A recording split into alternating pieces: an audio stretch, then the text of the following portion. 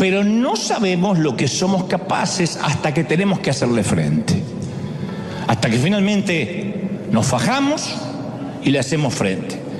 Y en la adversidad, ¿qué aprendemos? A sobrevivir, a mantenernos respirando, gente, que no es poco. El que no aprendió eso durante el 2020 no estuvo aquí. El 2020 nos enseñó que había que seguir respirando. No había otra prioridad.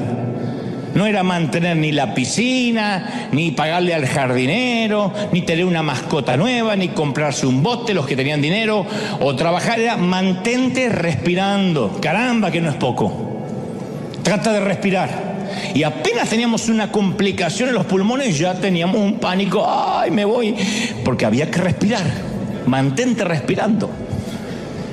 Mantente respirando significa tienes que atravesar esta situación, como decía el primer ministro británico Churchill, cuando estés atravesando el infierno, por el amor de Dios, sigue caminando.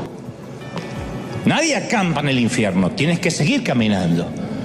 Dios podría haberle permitido a Abraham que se quedara en Ur, a Moisés que se quedara a vivir plácidamente en la corte del faraón como si fuera el príncipe Carlos en Buckingham.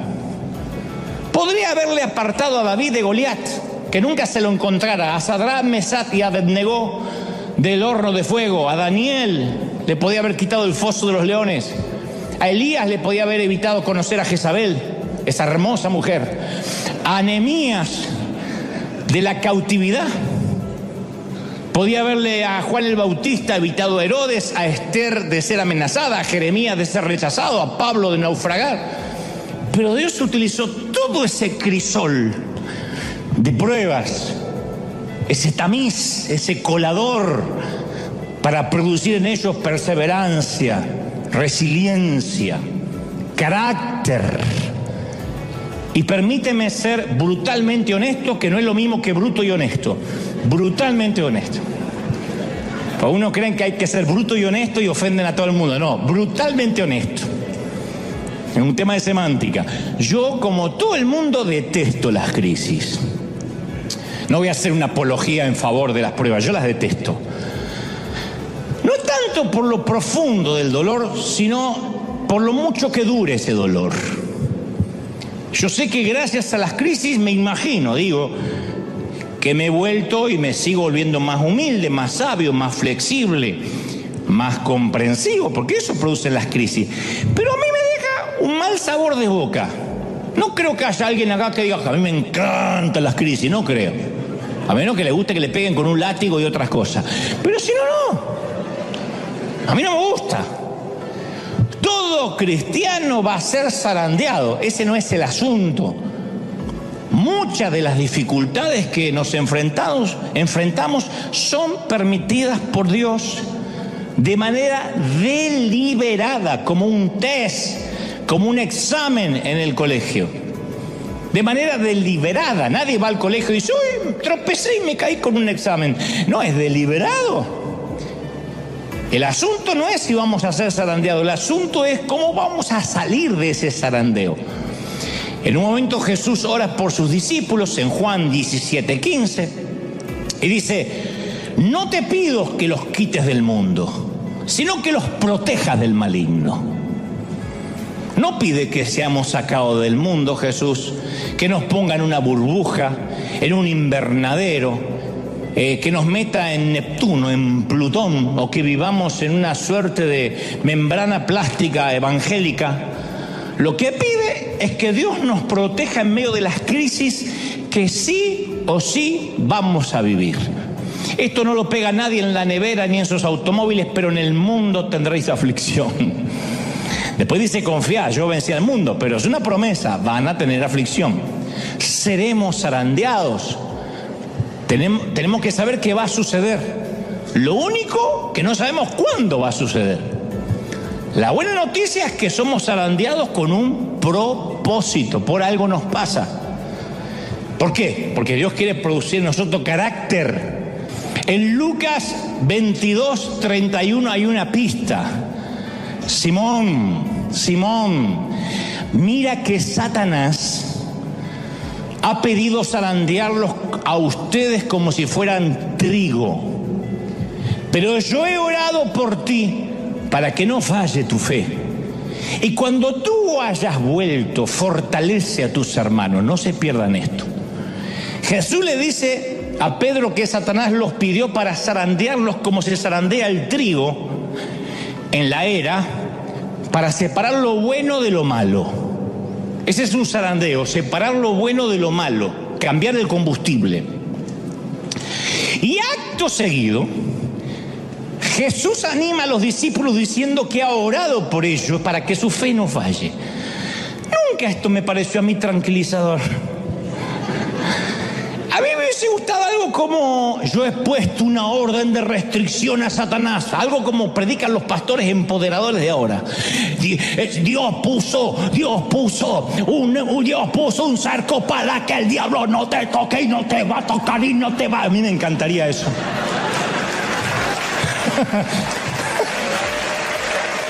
A mí me... Pero no es lo que dice.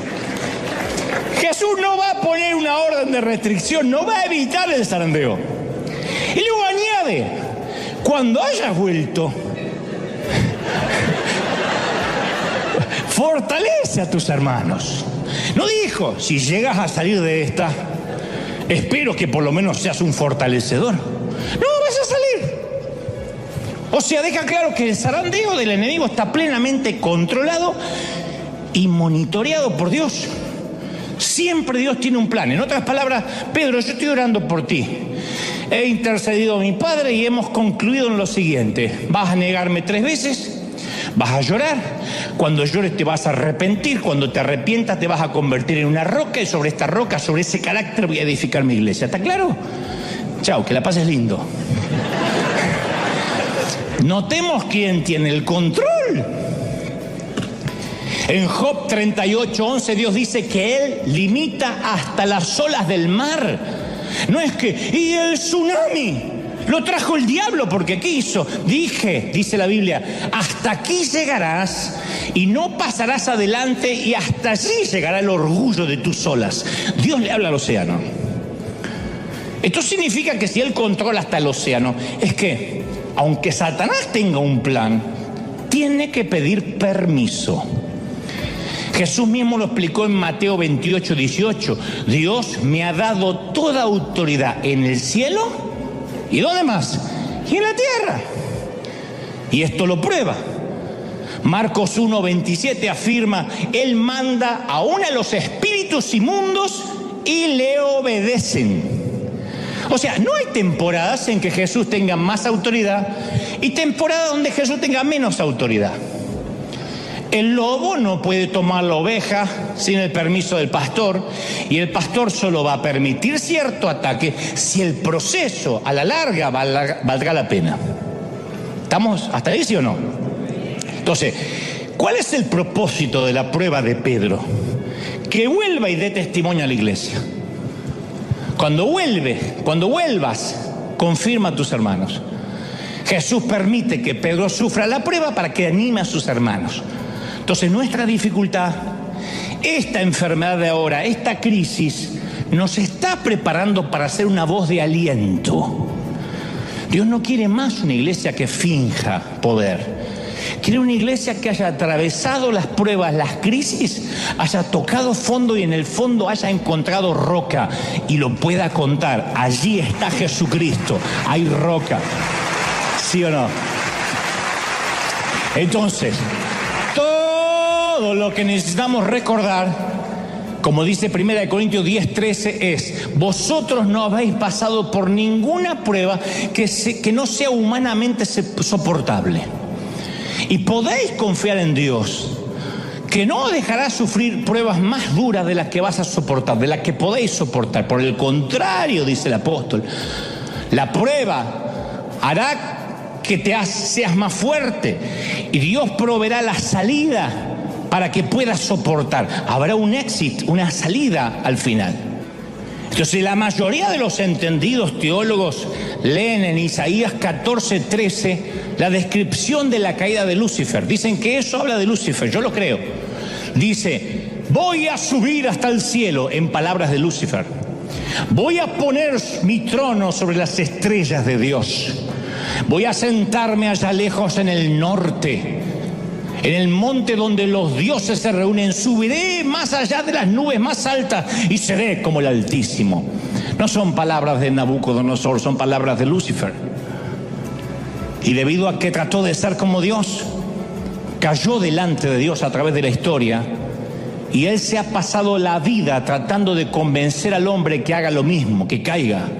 Esa fue la estrategia que usó para decirle a Eva: come de este fruto y seréis como Dios. No cambió. Es tan egocéntrico ahora como lo era entonces. Es tan necio ahora como lo era entonces. Es tan limitado ahora como lo fue entonces. No lo olvide, todos los ángeles son inferiores a Dios, todos. Dios es omnipresente, está en todas partes a la vez. Los ángeles no pueden estar en todas partes a la vez. No pueden reproducirse, son asexuados. De manera que los ángeles que cayeron nunca se reprodujeron. La humanidad siempre fue creciendo. Son demasiado pocos demonios para tanta gente. Por eso es muy petulante decir: anoche el diablo me atacó. ¿Qué te va a atacar el diablo si no sabe ni sabe dónde vive por ahí? No, son las obras de la carne, son tus consecuencias. Pero el diablo no puede estar en todas partes. Dios es omnipotente. Los ángeles tienen el poder que Dios permite que tengan. Dios es omnisciente, todo lo sabe.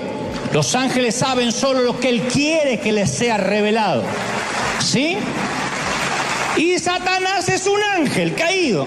Eso incluye a Satanás, es inferior a Dios.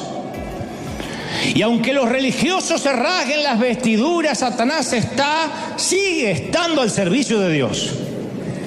El diablo es tan siervo en su rebelión como lo era en los días de su obediencia. Por eso mismo Martín Lutero es el que puso este título. Martín Lutero llamó el diablo de Dios. Claro que el timador preferiría engañarnos y hacernos pensar que él es una fuerza independiente, con un poder ilimitado, pero él solo tiene el poder que Dios le permite tener. Él preferiría que nunca escuchara las palabras de Juan 4:4, vosotros sois de Dios, porque Él está en vosotros y Él es más poderoso que el que está en el mundo. Él, el que está dentro tuyo, es más poderoso. Alguien tiene que decir amén. Más poderoso. Entonces Dios quiere, ¿está claro cuál es la cadena de mando? Dios está al control. Al diablo lo tiene con las riendas cortas. No sé si notaste las palabras de Jesús: Satanás os ha pedido para zarandearlos. El diablo no exige, no resuelve, no decide. Él pide, suplica, solicita. Así como pidió permiso para tentar a Job, pide permiso para tentar a Simón Pedro. Satanás no hace nada que Dios no sepa.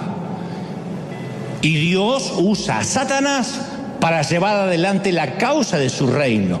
¿Cómo usa Dios a Satanás para hacer la obra del cielo? Lo usa para entrenarnos. Se vale de él para zarandearnos. Porque todos tenemos la misma enfermedad del diablo. Hasta el más dócil de nosotros, en un momento tiene un concepto más alto de sí mismo del que deba tener. En un momento a todos, no solo los argentinos, se le vuelan los pájaros. Yo he visto mexicanos agrandados y salvadoreños agrandados como zapatillas de monja. Yo los he visto.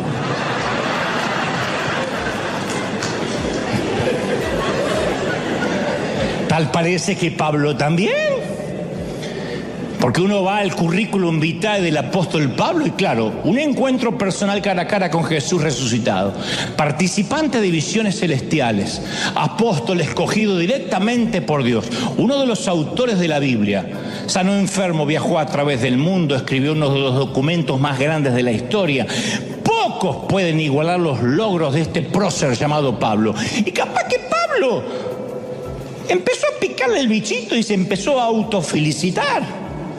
Y Dios, que ama a Pablo y odia el orgullo, lo protege a Pablo del pecado. Y obviamente, ¿a quién usa? A Satanás.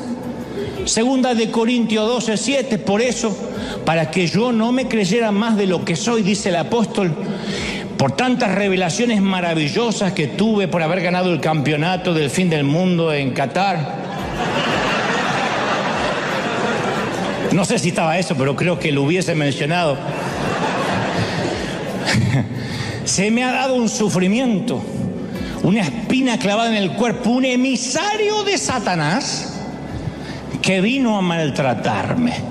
No se nos dice la naturaleza de su espina, pero se nos dice el propósito, el origen, para que Pablo siga siendo humilde. Un emisario de Satanás. El emisario pudo haber sido un dolor, una debilidad, una persona que le causaba aflicción, pero sí sabemos que ese emisario lo controlaba Dios. 3 veces le pedía al Señor. No dijo, me puse a reprender al diablo. 3 veces le pedí al Señor que me quitara el aguijón. Y el Señor me dijo, que te baste mi gracia, mi poder se perfecciona en tu debilidad. No te lo voy a quitar. El emisario estaba mandado por Dios. No te lo voy a quitar. Dios podía quitarlo, pero le dijo al emisario, te quedas ahí. Está descrito como un león rugiente que acecha para devorar a la gente. Y Pedro dice, resístanlo, en 1 de Pedro 5:9, resístanlo, firmes en la fe, sabiendo que los mismos sufrimientos están siendo experimentados por sus hermanos en el mundo. Resiste. ¿Saben qué es resistir? Ignóralo, resiste, párate en la fe y dile, no tienes ninguna autoridad, tienes una correa así, una correa chiquitita. Las fauces del león están sufriendo. ¿Cuántos lo creen? Díganme amén. El diablo es un asesino por naturaleza, pero no puede decidir. Él cree que decide, no decide. El don de la vida y la muerte es algo que solo maneja Dios. Deuteronomio 32:39, mirad que yo soy Él. Fuera de mí no hay Dios. Yo mato y doy vida, dice el Señor. Yo hiero y yo sano, y no hay quien libre de mi mano. Ese es nuestro Dios. Santiago 4:13. Vosotros que decís, mañana iremos a tal lado o a tal lugar y pasaremos un año y comerciaremos y comerciaríamos, o como se diga. Comercializaremos, muy bien, y obtendremos ganancias. No sabéis lo que traerá mañana. ¿Qué es tu vida? ¿Eres niebla que aparece por poco tiempo y desaparece? En lugar de eso tienes que decir, si Dios quiere, viviremos aquello. Si Dios quiere, haré tal cosa. Nunca dijo, si Satanás quiere. Si Dios no quiere, yo no lo voy a hacer. Si esta noche llego a casa, es porque Dios me llevó a casa. Si tengo un ataque al corazón camino a casa, es porque también Dios me llevó a casa, al otro domicilio. Me llevó a casa. Satanás no tiene la última palabra. ¿Estamos de acuerdo, sí o no? Y tengo más evidencia antes de terminar para demostrar que es un simple siervo de Dios. Segunda de Corintios 4:4 dice, el Dios de este siglo cegó el entendimiento de los incrédulos. Hay un Dios de este siglo, Satanás, que cegó el entendimiento de los ateos. Claro, él es un gran cegador. De hecho, algunos de ustedes, si no es aquí, allí en casa, están ahora ciegos, lo que significa que me están escuchando y este mensaje no los conmueve y capaz que solo están mirándolo para refutar o para criticar el mensaje, y es porque están ciegos, no tienen papilas gustativas espirituales. Pueden que el mensaje los enoje, pero no les despierta adoración, ni pasión, ni celo, ni amor, ni resolución por obedecer. Porque Satanás es un gran cegador. La pregunta ¿es poderoso en su cegamiento? ¿Tiene la última palabra? ¿O Dios es el que hace irrumpir la luz en la vida cuando quiere? Pablo dice en 2 de Corintios 4:6, de las tinieblas resplandecerá la luz. y resplandeció en nuestros corazones para la iluminación del conocimiento de la gloria. Cuando Dios se propone encender luces en tu corazón, no hay demonio que lo pueda detener. Dios enciende y dice: a mirar, a verme con ojos nuevos. ¡Oh! Dios domina la voluntad de sus ángeles, y eso incluye al diablo. Manda a los espíritus malignos y obedecen. Por lo tanto, si desobedecen es porque Dios quiere que desobedezcan. Les permite desobedecer. Si Dios permitió la caída de Satanás es porque, no porque estaba indefenso, es porque tenía un propósito para esa caída. Y tal vez hoy estemos en una temporada de zarandeo, como empieza el mensaje. Y esta temporada es de tanta importancia como la temporada de cosecha. Muy importante. Porque el proceso de zarandeo nos refina, nos entrena. Nuestra oración durante esta temporada de zarandeo tiene que ser, no pedir: Señor, no quiero ser más zarandeado, sino: Señor, ayúdame a atravesar bien el proceso. ¿Están conmigo, sí o no? Que mi fe sea ratificada. El entrenamiento de David se produjo en cuevas del desierto, no en los pasillos de mármol del palacio. El entrenamiento de José fue en las prisiones de Egipto. Moisés aprendió y se volvió humilde mientras trabajaba como pastor en las arenas del Sinaí. A Jacob se le asignó el profesor Labán como instructor por 14 años. Y cada uno de estos líderes, cuando se enfrentó a un reto difícil, tuvo la oportunidad de vengarse, de negarse, de echarse atrás o escapar. No hicieron nada de eso. David se convirtió en uno de los mayores reyes que tuvo Israel. José se convirtió en el segundo hombre de autoridad de Egipto. Moisés sacó a 2 millones de personas o 3 millones de personas de la esclavitud. Jacob se convirtió en el padre de las 12 tribus y ayudó a poner los cimientos para la gloriosa venida del Mesías. ¿Dónde? En el zarandeo, en el cambio de combustible. Obviamente a todos nos gusta una vida normal, sin alteraciones. Pero a todos, sin excepción, en algún momento nos llega una temporada de crisis. Quien diga: a mí nunca me llegó una temporada de crisis, o está mintiendo o vive dormido, porque la crisis llega. Tal vez un colapso económico, un ser amado que parte a la eternidad antes de tiempo. Cuando digo antes de tiempo es que no se va de viejito, sino que un accidente, un infortunio, una tragedia nos lo quita. Nos descubren en un análisis de rutina que tenemos un tumor maligno que hay que empezar a tratar. O nuestro hijo toma un camino que deshonra todo aquello que le enseñamos y todo aquello en lo cual creímos, y de repente nos deshonra. No queremos ni que miren las redes sociales de nuestro hijo porque nos avergüenza. Cierta vez yo conocí a una mamá que el bebé que tenía en su vientre le habían diagnosticado grandes defectos cognitivos y los amigos no sabían qué decirle. Entonces algunos decían: no, el bebé está sano, tienes que confesarlo, tienes que tener fe, y oraban por la pancita de la mamá y todos se pusieron a orar y el bebé no nació sano, como suele pasar. Entonces algunos decían: miren que los ateos, los inconversos los están observando, no lloren, no se entristezcan, muestran que tienen gozo y victoria. Otro decía: Dios los debe amar mucho, los ama demasiado, por eso les dio un hijo retardado, porque los ama mucho. Ni siquiera te voy a decir lo que sintió esta pareja con ese comentario tan ridículo, ¿no? Lo que les provocó. Pero terminaron por ignorar los comentarios de todo el mundo y decidieron unirse como pareja más que nunca, a crecer a través de su íntimo, de su dolor íntimo, de su dolor privado, de su propio dolor que nadie podía de afuera opinar.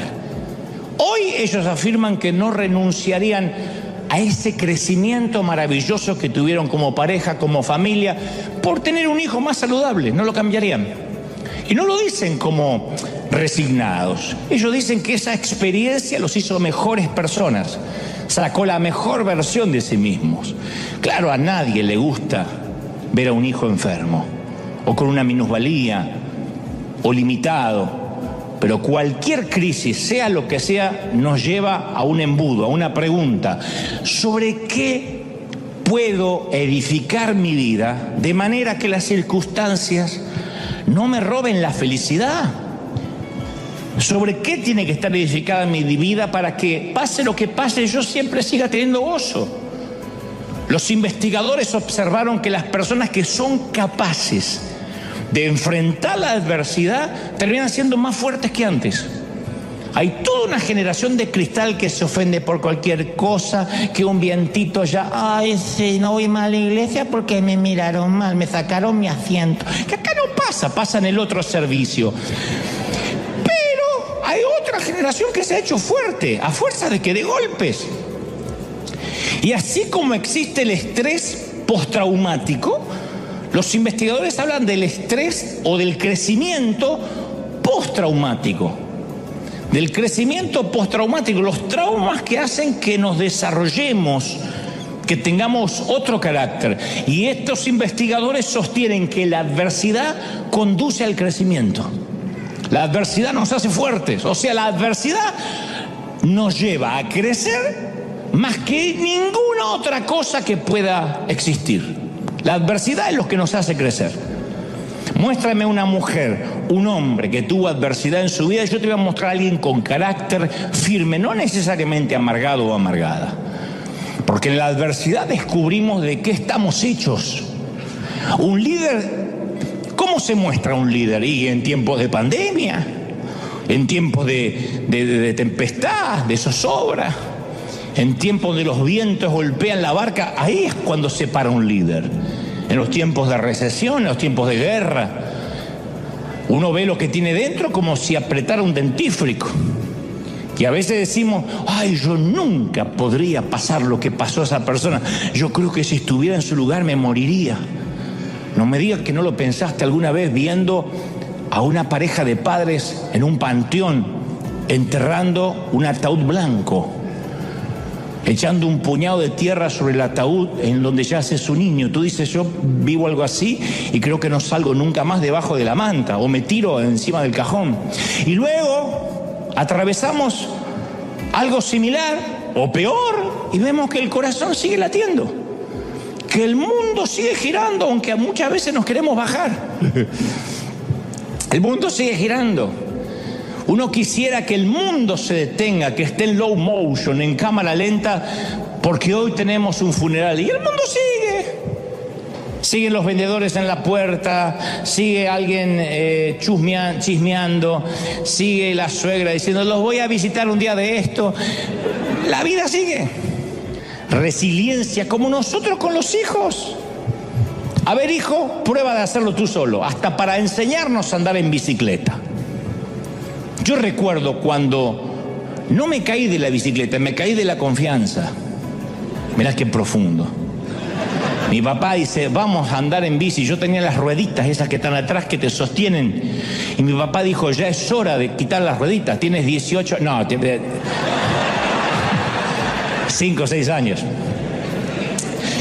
Bueno, pero si me vas teniendo, y mi papá me iba teniendo así, vamos, vamos, vamos. Nunca me sueltes, nunca me sueltes, jamás, me dice mi papá. Me doy vuelta, mi viejo allá con mi hermano hablando, y dice, ¡ey! Y me caí. No me caí de la bici, me caí de la confianza. Entonces, recuerdo que eso me enseñó a mantener el equilibrio, a que no podía pretender que papá fuera toda la vida sosteniéndome la bici detrás mío, y como eso, un montón de avatares de la vida que iban a venir, que tienen que ver con el carácter. Y los que hemos sido zarandeados, salimos del proceso más sabios, poquito más sabios, porque conocemos nuestras debilidades, nuestros puntos fuertes, nuestros puntos débiles. Mira, yo te voy a revelar el secreto más guardado del liderazgo cristiano, y con esto me van a querer quemar mis colegas, pero te lo voy a revelar. Antes de revelarte ese secreto, te quiero contar que para ciertos motores si acaso la mayoría, existen muchos combustibles. Muchos. La gasolina es un combustible volátil. Los autos que compiten para ganar carreras quieren que tengan la gasolina más combustión y le añaden óxido nítrico a la mezcla para que tenga más combustión, más explosión. El petróleo es otro combustible, aunque no tan explosivo como tampoco lo es el diésel que usan los tractores. Algunos combustibles son muy buenos y otros son destructores. Todos son inflamables por naturaleza, todos producen cantidades incalculables de energía, porque hay algunos que van destruyendo el motor por dentro y le van acortando la vida cada vez que lo encienden. Por eso los motores de los autos que corren carrera tienen que ser rectificados continuamente, cambiados continuamente, porque los va comiendo por dentro. Y este es el secreto más guardado del liderazgo cristiano. Cuando comenzamos a servir al Señor, no todos usamos el mejor combustible. Por ejemplo, algunos usan un combustible llamado codicia, que puede mover a una persona y a un ministerio completo por años. Su gasolina es la codicia. Quiero más, quiero una iglesia más grande, quiero más dinero, quiero más autos, quiero más vacaciones. Hay otros combustibles como la inseguridad, el orgullo, el espíritu de competencia, la necesidad de reafirmación, que me vean, el que dirán. Y esas cosas pueden mantener a los líderes en pie algunos años, pero no logra producir en ellos carácter ni mantenerlos hasta el final. Son los que preguntamos por ellos y ya no sabemos más. Están 2 años, 5 años, 10 años en el mejor de los casos y después no nos enteramos más de ellos. Porque la gasolina los consumió por dentro porque no era la correcta. Filipenses 1:15 dice, algunos a la verdad predican a Cristo por envidia y por contienda, dijo Pablo, otros de buena voluntad. Pero algunos tienen como gasolina la envidia. Algunos salen a predicar todos los días por contienda. Me voy a parar tras el púlpito a atacar a aquel pastor. Y predican. Y la palabra no vuelve vacía y algunos son tocados, pero su combustible los va corrompiendo por dentro, los corroen. Y algunos son tan poderosos, esos combustibles, que los líderes los sacrifican todo en el altar que ellos mismos crearon en su ego, a su ego. Y los va consumiendo. Ahora, todos queremos servir a Dios, pero en el fondo, todos en algún momento hemos usado diferentes tipos de combustibles. O sea, dentro del plan de Dios, el diablo es un simple servidor, nos guste o no, le guste o no. Digo nos guste o no porque hay algunos religiosos que no les gusta darle mucho poder al diablo. Ahora, convengamos que el diablo no quiere ser servidor de Dios. No se levanta a la mañana, se pone los cuernos y dice, qué gana de servir a Dios. No es así. No tiene la intención de servir a los propósitos de Dios. Nada le gustaría más que levantar su propio reino. Pero no puede. No puede tener total autonomía, no puede. Y cada vez que el pobre procura el progreso de su propia causa, termina promoviendo la causa de Dios. Ese siempre fue el patrón del diablo en toda su existencia. ¿Se acuerdan de Sara, la esposa de Abraham?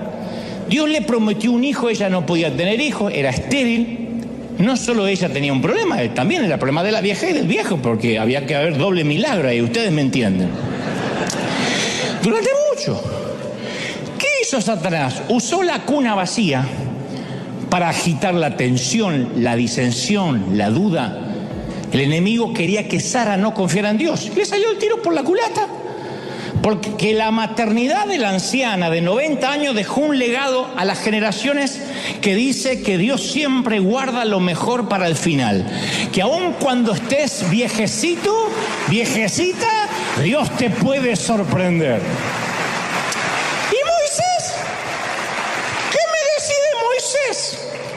Satanás y sus hordas celebrando el día que el joven príncipe tuvo que huir de Egipto. Pensaba que había hecho descarrilar el plan de Dios cuando en realidad jugó a favor de Dios. Dios usó la derrota y el desierto para entrenar a Moisés. Y Daniel. Satanás celebraba cuando se llevaban cautivos los jóvenes de Jerusalén. Dijo, ya está, aislé y puse en cautiverio a los jóvenes más piadosos. Nuevamente el efecto boomerang. Lo que Satanás pensó que era cautividad, Dios lo transformó en realeza. Y Pablo, Satanás esperaba que la prisión lo iba a silenciar. Y sí, la prisión silenció su púlpito, pero desató su pluma. Las cartas a los Gálatas, Efesios, Filipenses y Colosenses fueron escritas desde la cárcel, desde la celda. O sea que Satanás ayudó a que se escribiera el Nuevo Testamento. El ganso ayudó a que se escribiera gran parte del Nuevo Testamento. Pedro es otro ejemplo. Trató de desacreditar a Jesús, Satanás, haciendo que Pedro lo negara. Y el plan resultó al revés. Porque en vez de ser un ejemplo, Pedro, de hasta dónde puede caer una persona, hoy es un ejemplo de hasta dónde Dios puede extender su gracia. Entonces, cada vez que Satanás arma un plan, le termina explotando en la cara. El diablo es el coyote de la Warner Brothers. Cuando se lo imaginen, quiero que siempre a partir de ahora lo vean como el coyote. No lo vean con alas rojas, con cara de suegra. No, tiene la cara del coyote. Desgarbado, comprando marca Acme. ¿Te acuerdas los intentos fallidos del coyote de la Warner para atrapar al correcaminos? Y sus productos marca Acme. Porque deja en claro Dios quién es el que dirige la tierra. Satanás puede pavonearse todo lo que quiera, pero Dios es el que tiene la última palabra. Entonces, durante toda la vida, el enemigo hizo el papel del coyote. 2 veces, la Biblia solo 2 veces corre la cortina del espacio y el tiempo y se nos permite echar un vistazo a la apuesta más tonta de la historia. Satanás era un ángel, Lucifer, que no se contentó con estar cerca de Dios. Él quería estar por encima de Dios. No estaba satisfecho de adorarlo, quería su trono. Y según Ezequiel tenía una belleza sin comparación. Ezequiel 28:12 dice, tú eras modelo de perfección, lleno de sabiduría, de perfecta belleza. Estabas en el Edén, el jardín de Dios, adornado de toda clase de piedras preciosas y caminabas entre las estrellas. Tu conducta fue perfecta desde el día que fuiste creado hasta que apareció en ti la maldad. El tipo caminaba pechito de paloma como un argentino por las nubes así. Era una mezcla de Ronaldo con el talento de Messi. Y las ganas de Chicharito. Y tanto Ezequiel como Isaías, describen al ángel más hermoso que cualquier criatura, sin embargo, más necio que cualquier otro ser que haya vivido. Porque el orgullo fue su caída. Pero tengo que decirte, Satanás ha pedido para zarandearte. Y yo voy a orar para que tu fe no falte, no te falle, para que te sostengas, para que te mantengas, para que resistas. No ahora, hasta que Cristo venga, para que tu carácter sea más fuerte, para que salgas zarandeado pero en victoria, para que no bajes los brazos, para que no creas que estás derrotado. Es parte de la historia, pero tienes que saber que estás controlado. Si hay un cerco que se abre, va a ser porque Dios lo permite, o porque tú en desobediencia abras ese cerco. La desobediencia, el pecado, te deja a expensas del enemigo. Él anda como el león rugiente buscando a qué devorar. Cuando tú te pones bajo la presencia de Dios, automáticamente la protección que vino sobre Job viene sobre ti. Y si te va a tocar es porque Dios lo permite, o tú lo permitas. ¿Cómo? En pecado, en rebelión, en obediencia. Y solito te vas y te entregas en manos de aquel que está buscando para matarte. No obstante, si dices, a pesar de mis errores, a pesar de mis yerros, a pesar de mis equívocos, yo todos los días corro la gracia, todos los días voy a la presencia del Señor y pido su protección. Tienes que saber que no importa, no hay diabetes, no hay pandemia, no hay virus, no hay cáncer, no hay metástasis que va a matarte si Dios no quiere que te mate. Si Dios te quiere llevar de algo, te va a llevar, con algo te va a llevar. Algo se va a valer para llevarnos. Pero eso no viene porque Dios se descuidó, porque estaba ocupado. Es propósito de Dios. Es maravilloso saber que uno está viviendo en el propósito de Dios. Es maravilloso. Nada va a pasar que Dios no lo disponga. El avión no se cae si Dios no quiere que se caiga. Si hay un propósito. Eso te hace vivir la vida en paz, con felicidad, con gozo, perderle el miedo al enemigo. Es un ángel inferior, ni es omnipotente, ni es omnisciente, ni es omnipresente, y si hace algo, insisto, lo repetiré otra vez, es porque Dios le permite que lo haga. Y le dice, hasta aquí, cuidado, porque yo le voy a dar la salida para que pueda soportar, porque es mi hijo, lo estoy procesando. ¿Está recibiendo esta palabra, sí o no? ¡Impresionante! Levanta tus manos al cielo, vamos a orar. Padre, di conmigo, Señor Jesús, fuerte, entra en mi corazón, perdona mis pecados, anota mi nombre en el libro de la vida, comienzo otra vez. Y yo sé que por ahí a alguno aquí todavía le cuesta imaginar, o te cuesta imaginar que lo que estás viviendo podría resultar en algo bueno. Tú dices, no me digas, ¿de verdad? No inventes. Lo que yo estoy viviendo me estás diciendo que es el diablo con permiso de Dios. Me estás diciendo que estoy en un ambiente controlado para algo. Y capaz que te cuesta concebir que esa enfermedad, que esa deuda, que esa muerte puede ser un instrumento para algo digno. Y si te cuesta todavía, te doy el último ejemplo para terminar. Yo no voy a minimizar tu crisis, pero en comparación a la que te voy a contar, tu crisis es una fiesta. Un Salvador sin pecado fue cargado de pecado. El autor de la vida lo pusieron en la cueva de la muerte.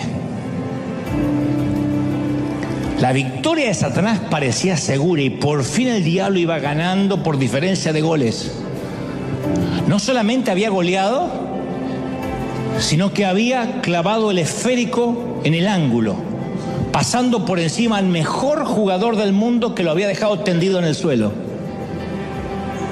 A Satanás le había salido el tiro por la culata con todo, desde Sara hasta Pedro, pero ahora le había salido las cosas bien. Todo el mundo había visto su victoria y él ya estaba haciendo el bailecito de la victoria. Sin embargo, de repente se ilumina el sepulcro al tercer día, retumba la roca y Satanás supo que lo habían timado otra vez. Una vez más había sido la herramienta en las manos del hortelano. Aunque un día se rebeló, el pobre desgraciado nunca dejó de ser el diablo de Dios. ¿Te imaginas cómo pierde la autoridad con sus ángeles? Porque dicen, jefe, cada vez que usted hace algo sale al revés.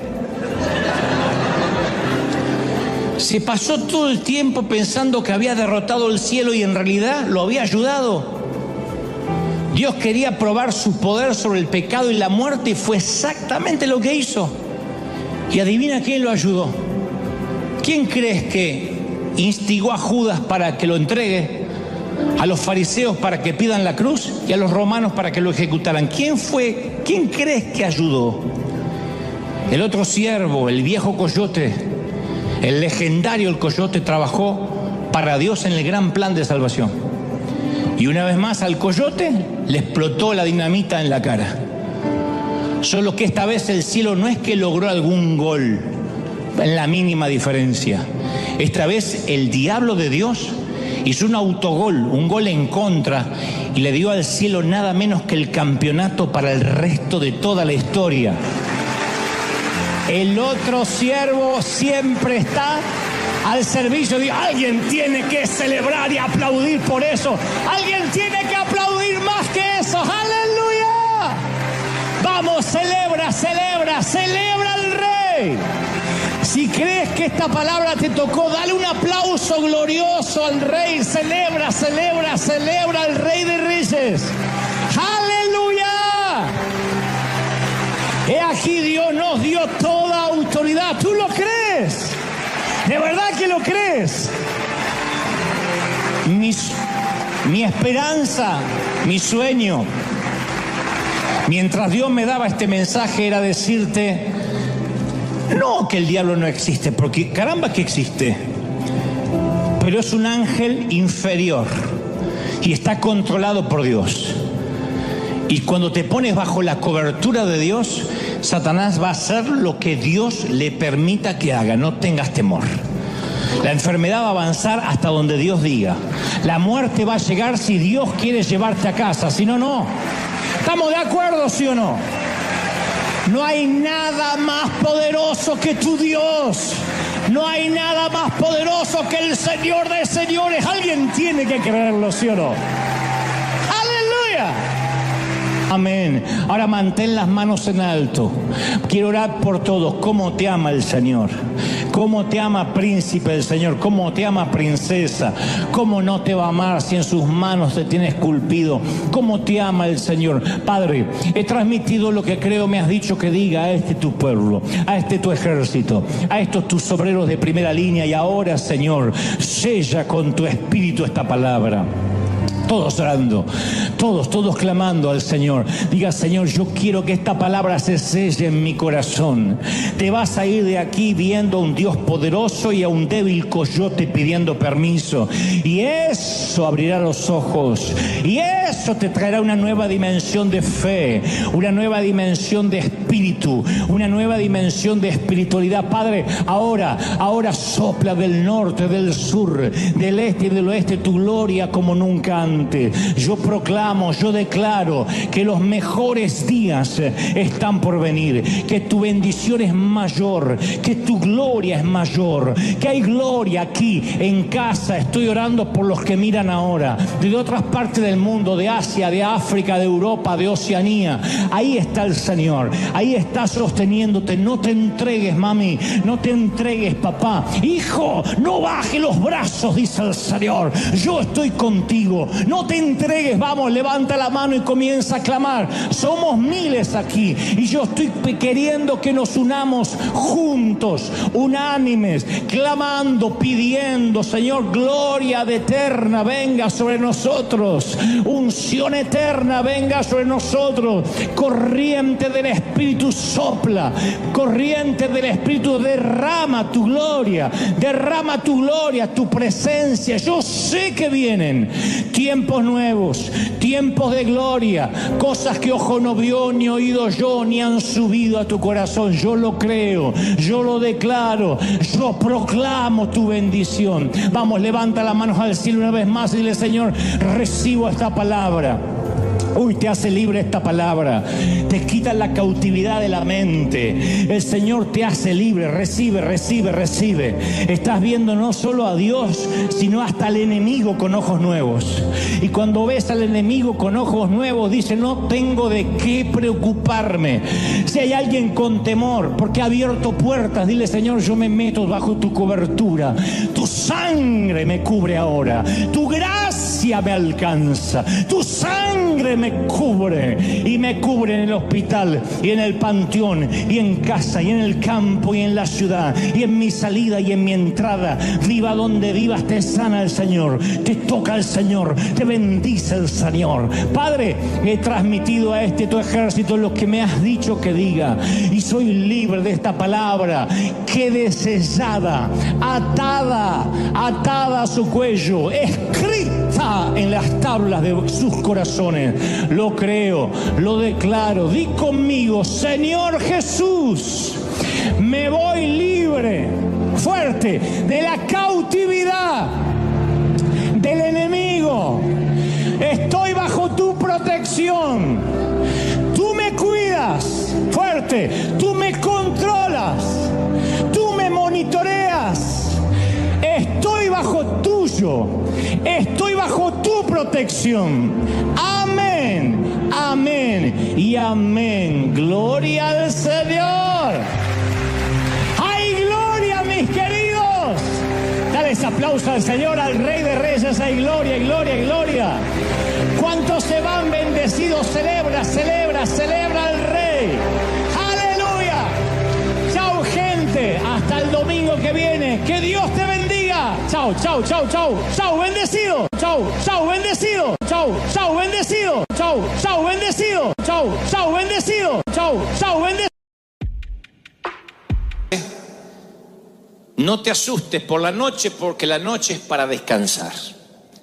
Te dicen cosas tales como deja la luz encendida y tú dices no, hay que apagarla. No, pero tengo miedo. No tengas miedo, la noche se hizo para descansar. Si fuiste niño, en algún momento dijiste cosas como no quiero que se haga de noche, no me gusta.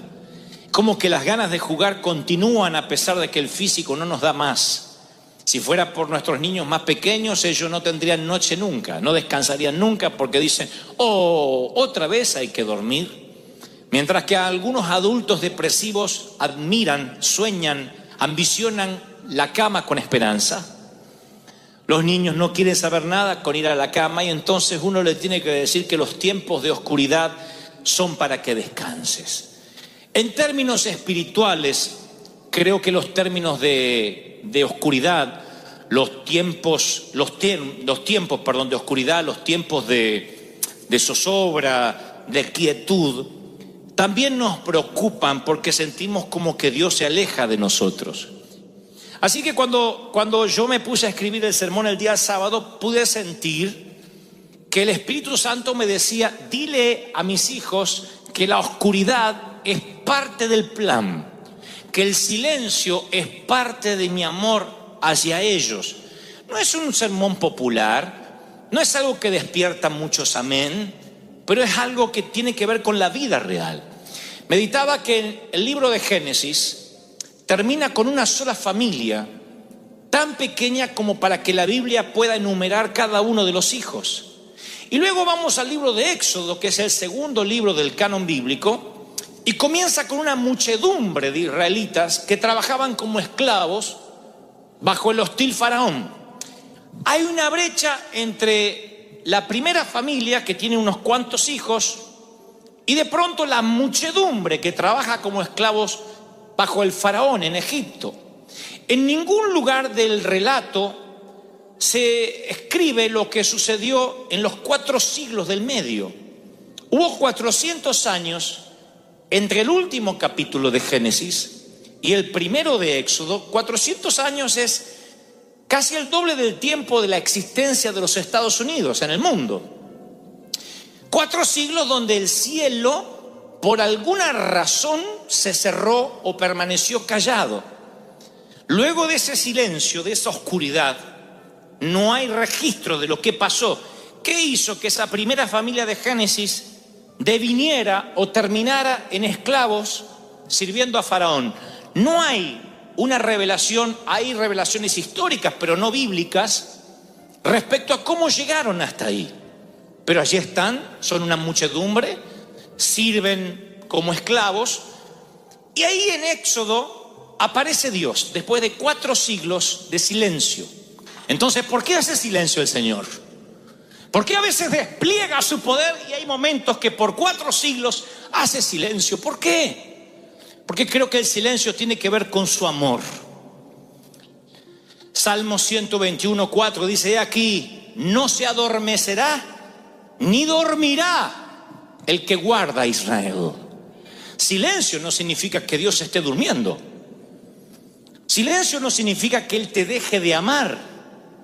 No hay cosa más hermosa cuando alguien te dice, aunque no podamos estar juntos, porque no sé, el amor de tu vida está al otro lado del océano, tú dices, pero igual yo estaré pensando en ti. Miraré la luna a la misma hora. Oh. ¿Por qué? Porque no se adormecerá mi amor, aunque no estemos juntos, aunque no me oigas, dice el Señor. yo te sigo amando. Salmos 3:5 dice, yo me acosté, oigan esto para los chicos y para los grandes. Me acosté y dormí. Pueden agregar, y ronqué como un hipopótamo. Y desperté, porque Jehová me sustentaba. ¡Aleluya! ¿Saben lo que es que te sustenta? Que duermes y te tiene en la mano. Es maravilloso. Su palabra indica que aunque estés descansando, el plan de Dios para tu vida continúa avanzando. Hay una gran cantidad en la Biblia de sucesos que se dan la victoria, empieza la victoria en medio de la oscuridad. Porque a veces uno cree que Dios descansa durante la noche. Ay, me acuesto con este problema y hasta mañana no lo retomo. Tu abuela, porque el Señor sigue. No, tu abuela no lo retoma, pero el Señor sí. El Señor dice, para mí no hay noche. Tienes que descansar. Tú descansa. La noche es para que descanses, dice el Señor. Mañana te quiero fresco. Ay, es que ¿por qué no se resolvió el problema? Porque tienes que descansar, sonso. Deja que los cielos sigan trabajando. Sonso, dice mi Biblia, Dante habla hoy. La creación de la luz irrumpió en el caos de la oscuridad. Jacob luchó toda la noche, y por la mañana obtuvo una nueva identidad. La liberación de Israel de la Pascua ocurrió por la noche. La batalla de Gedeón, que terminó en victoria, comenzó en la mitad de la noche. La cruz de Jesús, aunque era mediodía, quedó en un cielo negro y oscuro durante la noche. Tú dices, pero ¿por qué tiene que venir la noche? Yo sé que la oscuridad viene, en términos prácticos, la oscuridad viene y te quita el descanso, cuando debería ser lo contrario. No hay sueño que te repare del dolor. Te agotas emocionalmente, te drenas espiritual y físicamente. Y el dolor es tan grande que pareciera que te deja en una noche continua, crónica, que no termina más. Y la oscuridad llega a veces por algún acontecimiento que no esperamos. Tú dices, ¿y qué es la oscuridad? La oscuridad es una relación que se destruye, un hijo que se rebela, un desastre financiero, un revés financiero, el sueño que se muere y sientes que tú también te mueres un poco con ese sueño. Y dices, siento que estoy a tientas en la oscuridad, que no veo con claridad. Cuando está el día, es como que hay más esperanzas. Pero llega la noche y el dolor es agudo. Y aparece sin razón. No hay razones para la oscuridad. Oras y no hay respuesta. No hay sentido de cercanía con Dios. Tu alma se siente árida, estéril. No estás en el desierto está en ti. ¿Has estado en esa estación de la vida? Yo te puedo dar cátedra. Hablo de esa enfermedad, hablo de ese revés financiero, hablo de aquel problema en los sentimientos, en el corazón. Hay momentos donde nuestra vida se tambalea y creemos necesariamente que es una intervención satánica, diabólica. El diablo se metió a arruinar lo que Dios estaba haciendo. Y no siempre es así. Las plagas de Egipto son permitidas por Dios. Él dice, yo endurecí el corazón del faraón. Les hablé de esto hace unas semanas. No estoy hablando de un Dios castigador, un Dios que te puede meter en crisis hasta quebrarte, porque Él sabe hasta cuánto puedes resistir. Él sabe de qué estás hecho y sabe qué es lo que te va a forjar el carácter, qué es lo que te va a hacer fuerte, qué es lo que te va a hacer invencible ante futuras crisis, ante futuras pruebas. Pero esos valles tienen que estar. Uno de los valles, una de las oscuridades que siempre te recordaré, es la que la Biblia describe como el valle de lágrimas. Literalmente el Salmo 84:5. Este es el valle, la oscuridad, donde vas solo y debes atravesarlo. Tiene que ver con los valles de la vida real. La Biblia dice que la vida va a tener estos valles. Así que hay un valle al que vas solo, hay uno al donde Dios te lleva y otro que ocurre a causa de tu llamado. Pero el primero es uno que va solo. Es la oscuridad que te lleva ahí porque tiene que anochecer para que también amanezca el día siguiente. ¿Me están siguiendo, sí o no? Dice la Escritura, Salmo 84:5, dichoso el que tiene en ti su fortaleza, que solo piensa en recorrer tus sendas. Cuando pase por el valle, por la oscuridad de las lágrimas, no se pone ahí a decir, ay, es que no voy a salir, voy a morir acá porque así soy yo, así era mi cuñada y mi comadre. Dice, no, cuando pase, dice, no cuando se quede, cuando se queda a vivir, cuando atraviese, lo convertirá en una región de manantiales. También las lluvias tempranas cubren de bendiciones el valle.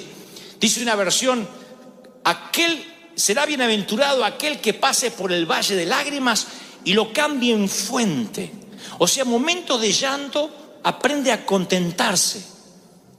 Dios dice, esto es algo que te va a pasar en la vida. Y tú dices, ¿cómo pretendes que me contente en un funeral? No dice la Biblia que te pongas feliz, a menos que la suegra, bueno, no dice celebra, no, dice contenta, tienes que contentarte. ¿Qué es contentarte? Saber decir gracias por lo que me permites pasar, porque aunque me duele, aunque lastima los fueros más íntimos de mi alma, sé que esto me va a fortalecer y mañana voy a tener fuerzas para lo que viene. Sé que algo Dios me quiere enseñar con esto. Es mi Patmos, es mi isla de destierro, pero es aquí donde Dios va a abrir un vórtice y donde el lugar que yo creo que es territorio hostil, lleno de alimañas, Dios lo va a convertir en un sitio de comunicación divina. ¿Están recibiendo esto, sí o no? No estoy subestimando tu dolor. No estoy diciendo, bueno, avanza y ya está, piensa en positivo. No, en la fe, ya lo dijimos, no sirve. Es la fe en Dios la que te levanta, el poder de la resurrección. Y el Señor me dice que te diga, yo sé que estás triste. Es el mismo Señor que lloró ante la noticia de la muerte de su amigo Lázaro. El Señor que lloró en el huerto de Getsemaní. Él sabe lo que son las lágrimas. No es un Dios del Olimpo mitológico, esos Sansón, Zeus que parecen ser superhéroes que nunca lloran. Él es alguien que lloró y que entiende las lágrimas, pero te dice, te he dado esperanza y esta oscuridad va a pasar, sea la que sea, la económica, la espiritual, la familiar, va a pasar. Porque pensamientos de bienestar tengo para ti y no de mal. Oigan, lo diré otra vez. Me perdí muchas horas, meses y horas de mi infancia y mi adolescencia preocupado por cómo sería mi vida adulta. Me perdí mucho tiempo. Era de esos preocupones pensando, número 1, que nunca me iba a casar. Número 2, que nunca iba a tener hijos. Número 3, que nunca iba a trabajar. Número 4, que nunca iba a tener un auto. Número 5, que nunca iba a poder cambiar los zapatos despegados.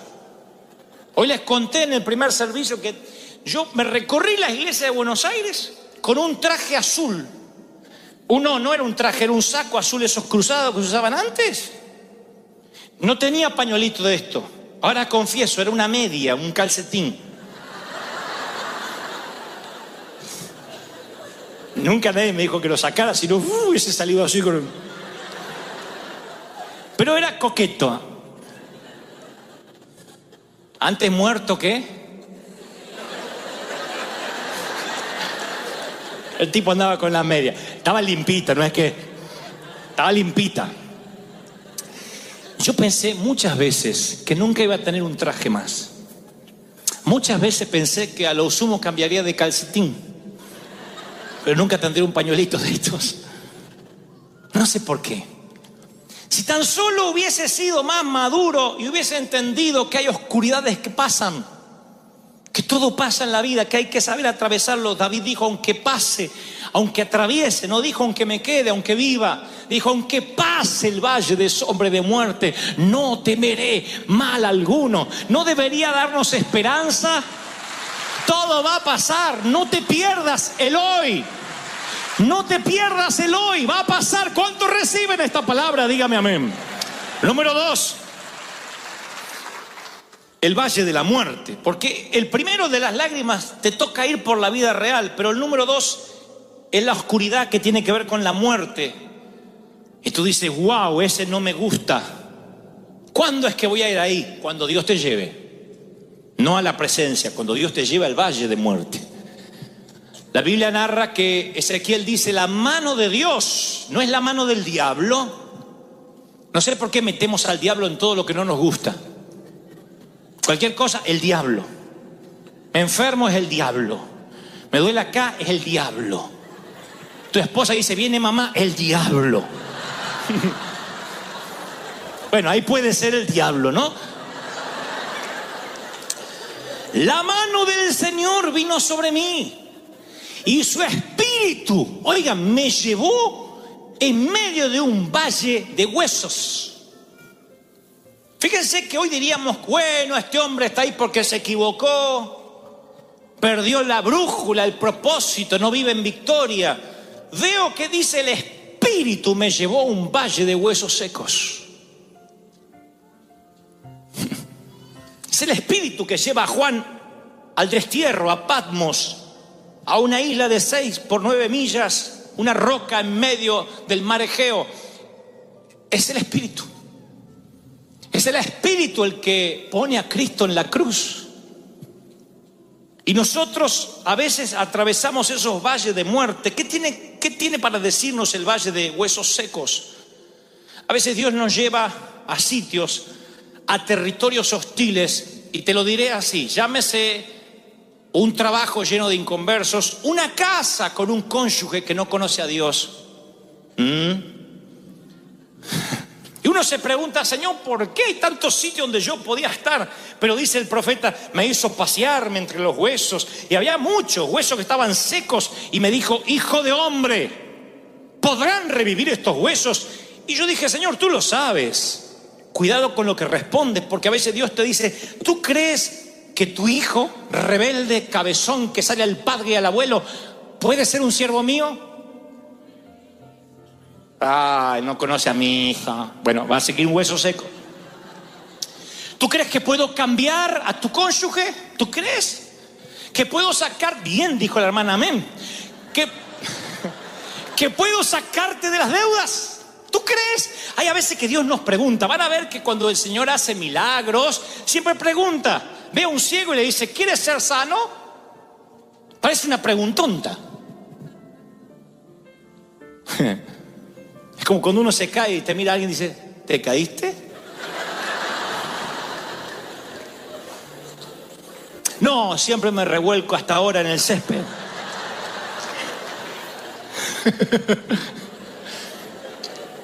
¿Por qué el Señor preguntaría, ¿tú crees que pueden revivir estos huesos?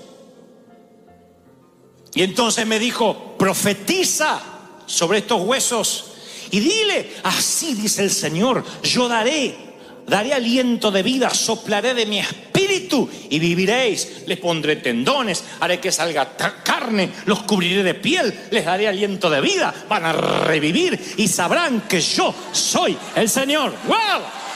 ¡Aleluya! ¡Aleluya! Entonces te diré, número 2, tú vas a las oscuridades de los valles, o al valle de los huesos secos, con un solo propósito: profetiza sobre lo que está muerto. No digas, Señor, si es tuyo que reviva, profetiza. Recuerdan lo que el Señor nos dijo: no le hables a Dios acerca de la montaña. Señor, hay una montaña delante mío. Esa no fue la orden. Dios nunca dijo, cuando te encuentras ante una montaña, órame a mí para que yo te la quite. Él dijo, dile a la montaña, muévete, háblale de Dios a tu montaña. Dile, muévete, profetiza. ¡Wow! ¿Cuántos están recibiendo esto? Dígame amén. Te paras entre la montaña y le profetizas. Caminas entre los huesos secos y profetiza. ¿Cuánto hace que no abres la cuenta bancaria en internet? Mira los números rojos, los cheques, lo que tienes para pagar, Y en vez de llorar y decir, Señor, mándame algo, ¿no habrá quedado algo en alguna chaqueta? En vez de hacer eso, ¿cuánto hace que no has profetizado? En fe, caminar sobre las finanzas muertas, sobre la quiebra y decir, en el nombre del Señor, profetizo que los recursos vienen, que la providencia se suelta, que los cielos se abren, porque Dios me trajo aquí en el Espíritu para que se revierta. ¡Aleluya! ¿Están recibiéndolo, sí o no? Profetiza. Espera que tu hijo se duerma esta noche y profetízale. Al grandote, digo, al mamut. Porque a los nenitos es fácil profetizarse, pero el mamut de 22, 18, con las patas peludas.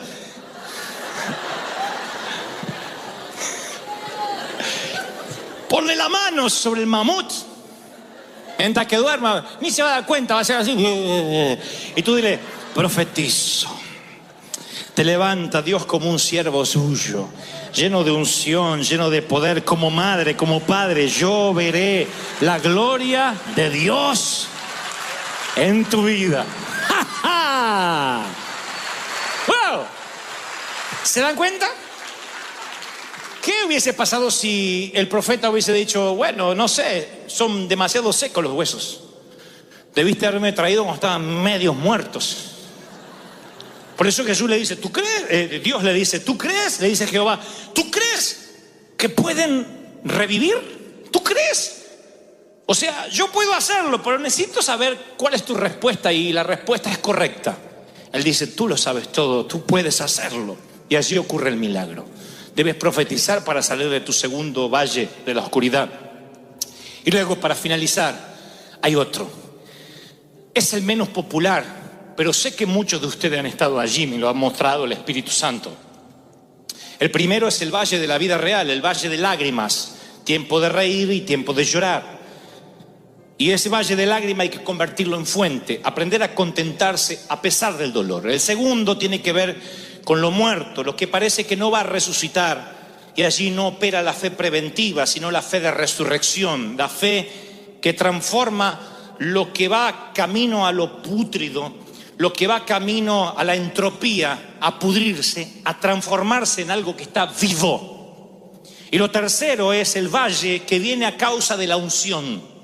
Tengan atención a esto, porque por desconocer esto es que nos convertimos en un evangelio fácil, liviano, playito, donde cuando viene el primer problema se nos va el llamado a cualquier lugar. Tienen todo el llamado para servir en Uganda, en la India, acá y allá. Viene el primer problema, o van a Uganda y tienen que hacer equilibrio en el agujerito del baño y dicen, Dios no me llamó para esto. Extraño mi trono blanco.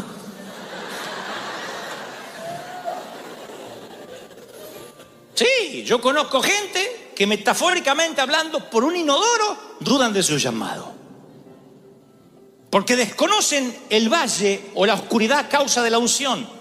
La Biblia dice que al enterarse los filisteos que David había sido ungido, cuando se enteraron que David fue ungido, subieron todos contra él. Pero David lo supo y bajó a la fortaleza.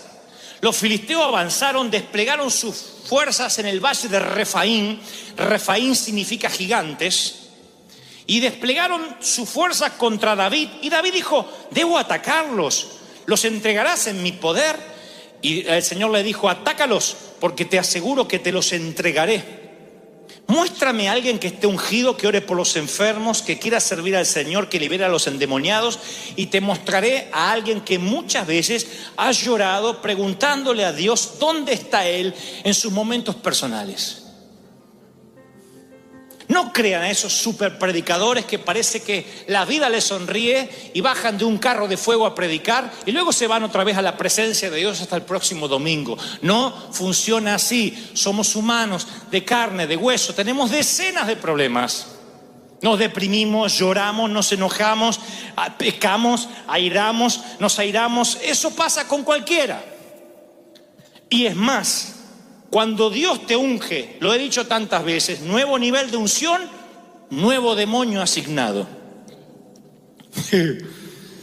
No quiero que se asusten, quiero que entiendan que es una batalla. Al enterarse el infierno de que Dios ungió una iglesia en el sur de California, más precisamente en Anaheim, despliega sus raquíticos demonios en contra de los que estén más débiles. Y los que desconocen de que esto es parte de la batalla se empiezan a asustar diciendo: ¿qué estoy haciendo mal? No, estás haciendo bien. A causa de la unción el infierno se está conmoviendo. A causa de la unción el infierno se está levantando. Pero mayor es el que está contigo que los que vienen en contra, dice la Biblia. ¡Wow! ¡Ja, ja! ¡Santo! ¿Están recibiendo esto, sí o no? En cada movimiento de Dios, Satanás está desesperado por contrarrestarlo o destruirlo, antes, durante o después. Cuando Satanás ve lo que va a ocurrir con Moisés, trata de matar todos los niños de esa generación. Arrasa con todos. Es tan torpe, es tan idiota. El demonio que siempre usa el mismo modus operandi, cuando teme que Jesús nace, hace lo mismo y manda a matar a todos los niños. El plan de aborto no es algo de la última era, del último siglo. Satanás ha implementado el aborto una y otra vez porque cuanto más niños destruya, habrá menos papá profetizando sobre sus cunas y sus camas. Y será menos peligro. Él dice: aborta, aborta, tienes que matarlo antes de que la profecía se cumpla. Satanás siempre atacará la profecía. Y cuando hay una profecía sobre la iglesia, vendrán los ataques. Y tú dices: ¿y cómo haré para soportar el embate? Sencillo. Tienes que saber que esto es parte del negocio. Si no hay ataques, no estás siendo un peligro. Si no estás representando un peligro para el infierno, entonces sí deberías preocuparte. Pero si tienes ataques, si Satanás se quiere levantar una y otra vez, tienes que saber que cuando él huele la profecía es porque lo que Dios determinó se va a cumplir, se va a hacer. No hay posibilidad que el plan aborte.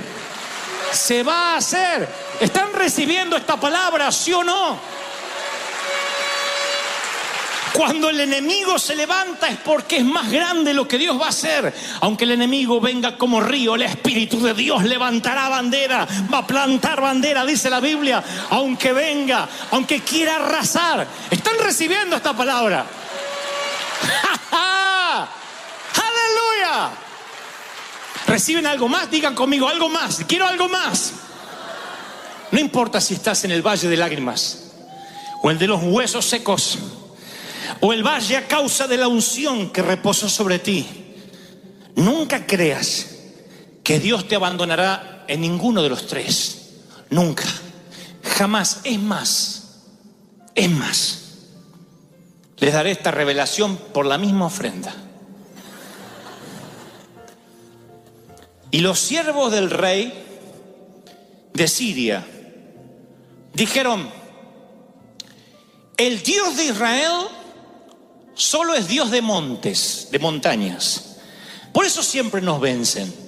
Esto dijeron los sirios. Si hacemos que ellos bajen a la llanura, al valle, ahí los vamos a vencer. Pelearemos con ellos en campo raso y los vamos a vencer porque su Dios es Dios de montes y Dios de montañas. Satanás dice: este es un creyente de domingo. Vienen a recibir la palabrita y se van. Pero Dios no está con ellos los lunes, ni los martes, ni en los valles, ni en las crisis.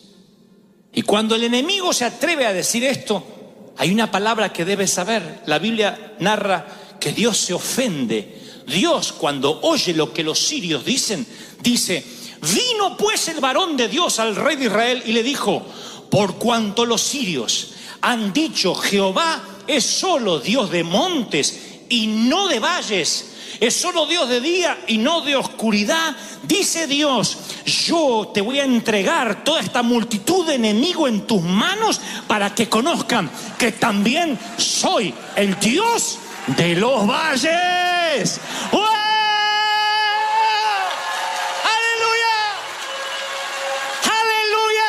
Alguien tiene que decir: ese es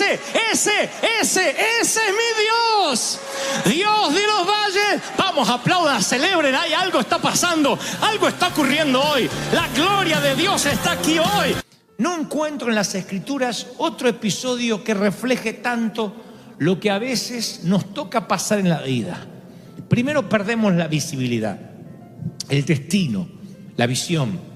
Hace años que no soñamos, que no visionamos, que no decimos: tengo la esperanza de que cosas buenas van a pasar. Después sentimos un frío en el alma, metafóricamente hablando, una sensación de vacío, de desdén. Sentimos ansiedad.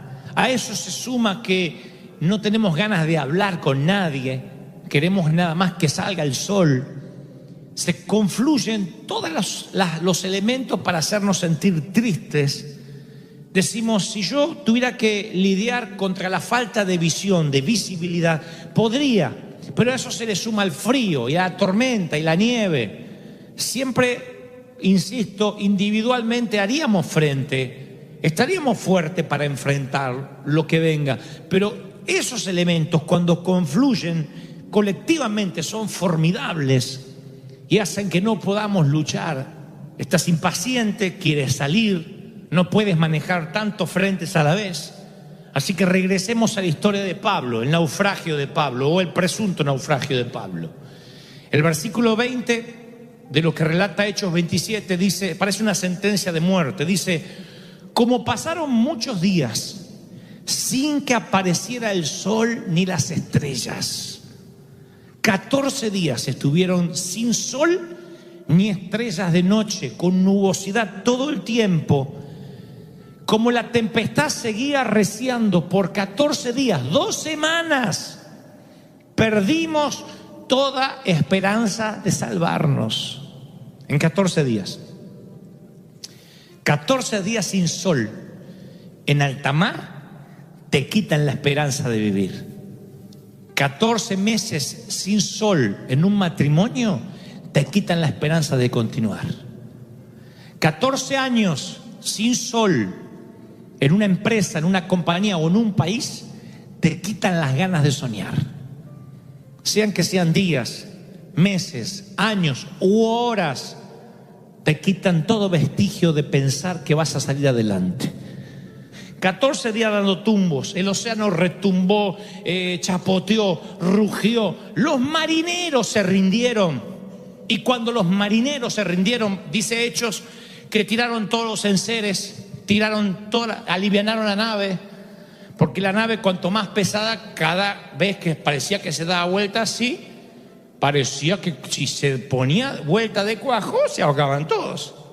Dijeron: para que esto sea más una cáscara de nuez que un barco tan pesado, alivianemos. Tiraron todos los que tenían barriles, comida, vino, todo lo que había arriba del barco, lo arrojaron al mar.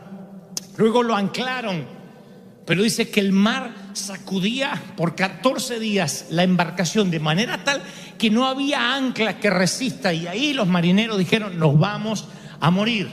Y cuando los marineros se rindieron, Pablo va a hablar. Pablo, como ya hacía mucho que no comíamos, dice Hechos 27-21, habría sido por cierto conveniente que me hubieran oído. Ahí le sale el espíritu de toda madre. Te lo dije. Si me hubiesen oído y no hubiésemos zarpado y nos hubiésemos quedado en buenos puertos, no hubiésemos recibido este perjuicio y esta pérdida.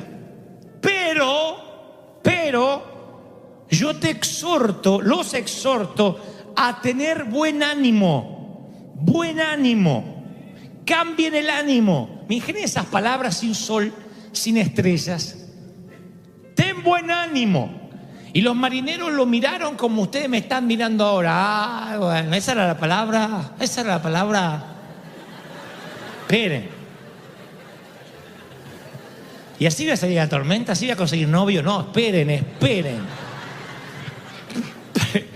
Primero, ten buen ánimo, tengan buen ánimo, porque no habrá ninguna pérdida de vida entre ustedes, sino solamente la nave. Ahora, qué contraste, ¿no? Porque los marineros que saben de tormentas se dieron por vencidos.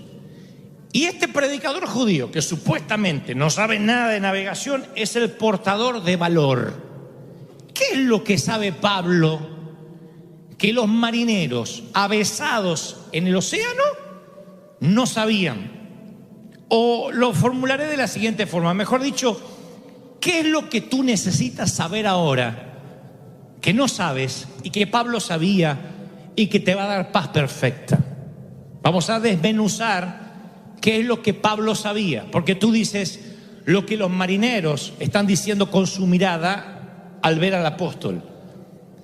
No me digas que esa va a ser la palabra, ten ánimo, porque yo no sé de dónde sacar más ánimo.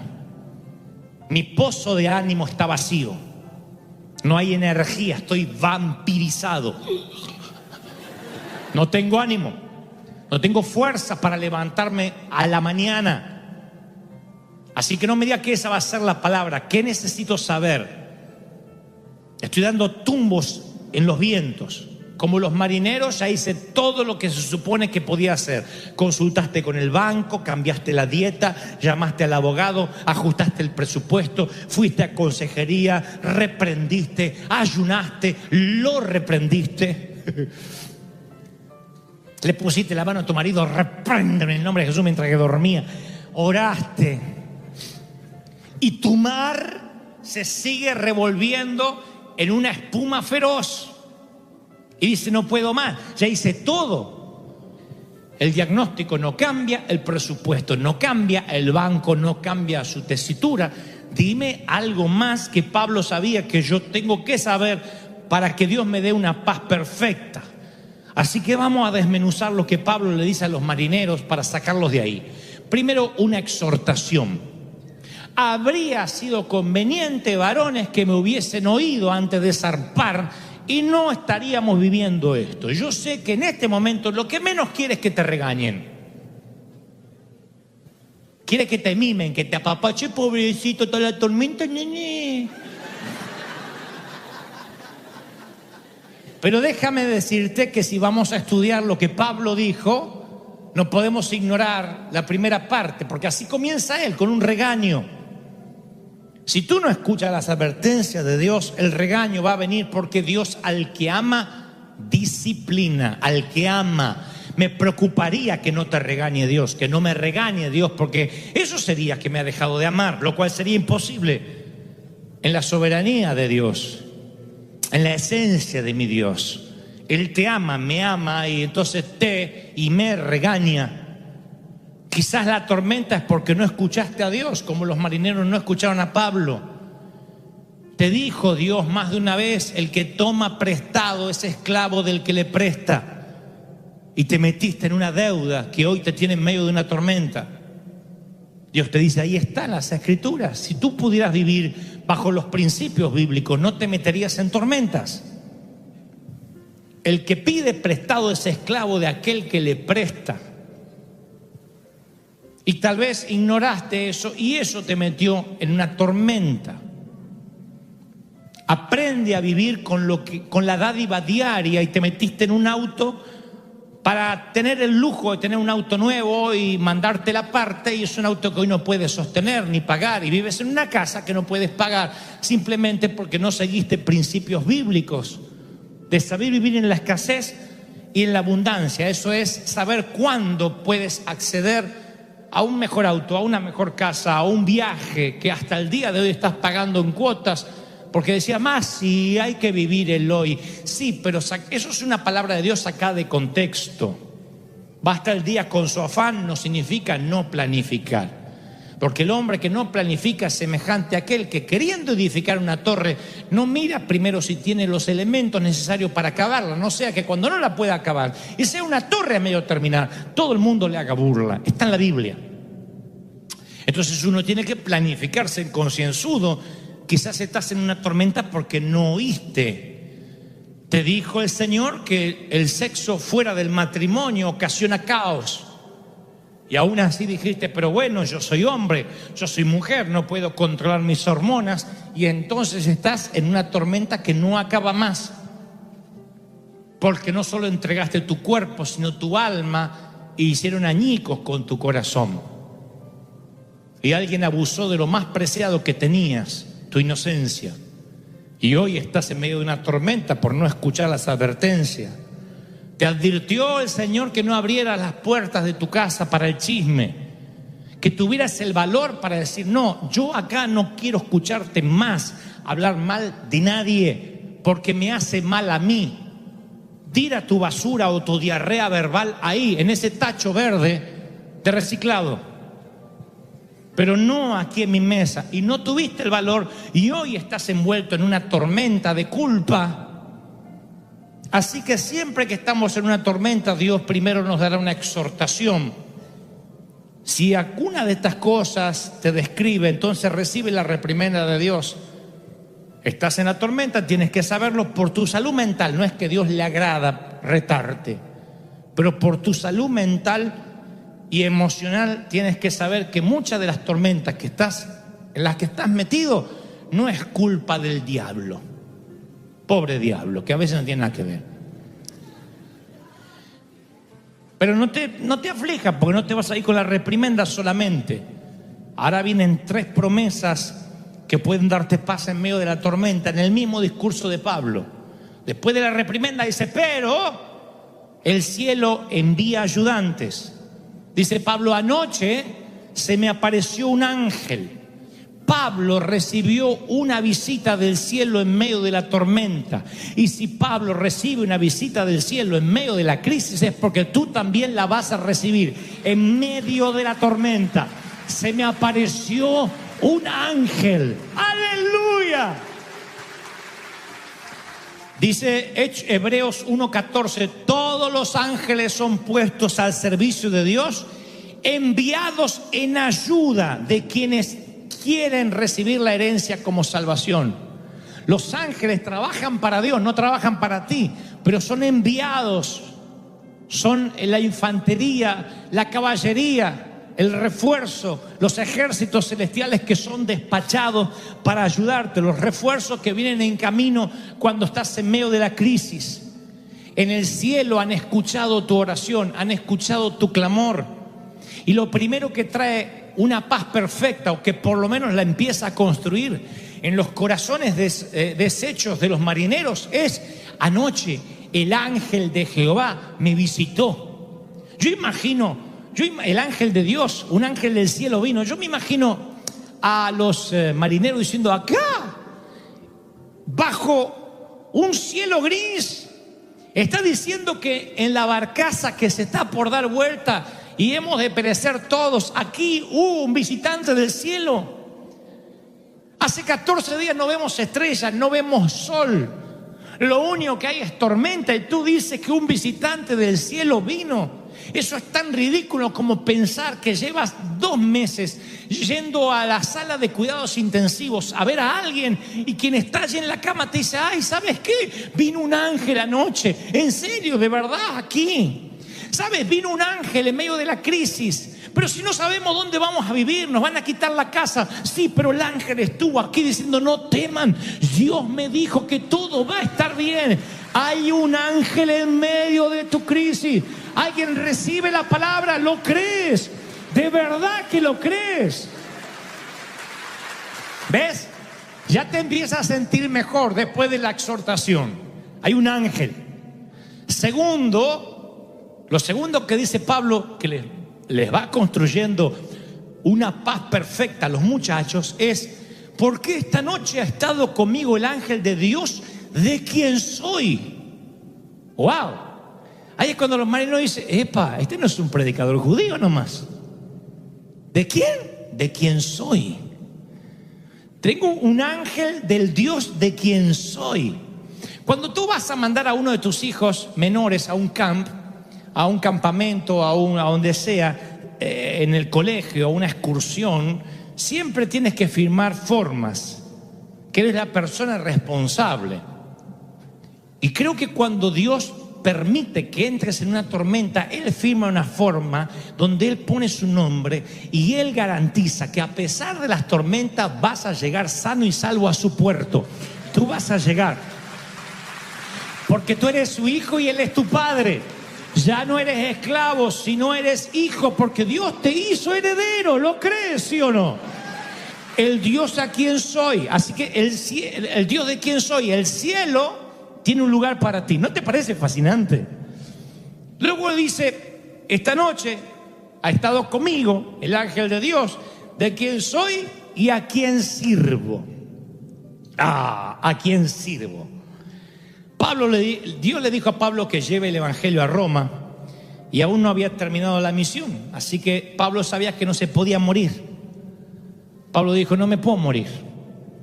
Porque Dios, cuando me subió a esta travesía, me dijo, vas a ir a llevar el evangelio a Roma. No es que Dios cambió de planes ahora. Y como yo tengo una misión, el barco no se puede hundir. Y quiero que sepas esto, aunque parezca algo infantil, tú no vas a vivir un día menos de los días que ya dispuso Dios. Parece una tontería, pero quiero que mastiquen y lo dijeran. Tú no vas a vivir ni un día menos de los días que ya dispuso Dios que vas a vivir. Dice la palabra en Salmo 139, 16. Yo no había vivido un solo día cuando tú habías decidido cuánto tiempo iba a vivir y lo habías anotado en tu libro. Lo único que tú y yo podemos hacer es cambiar la calidad de tus días y de mis días, pero no la cantidad.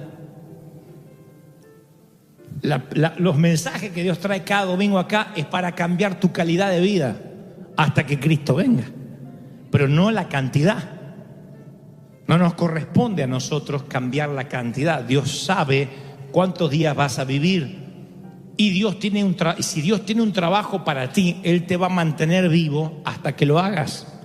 Yo te prometo que las aguas no te anegarán, dice Dios. Yo te voy a sacar de ahí. Es un proceso, no mueres en la tormenta, no naufragas, no termina ahogado tus días. Lo recibes, aleluya.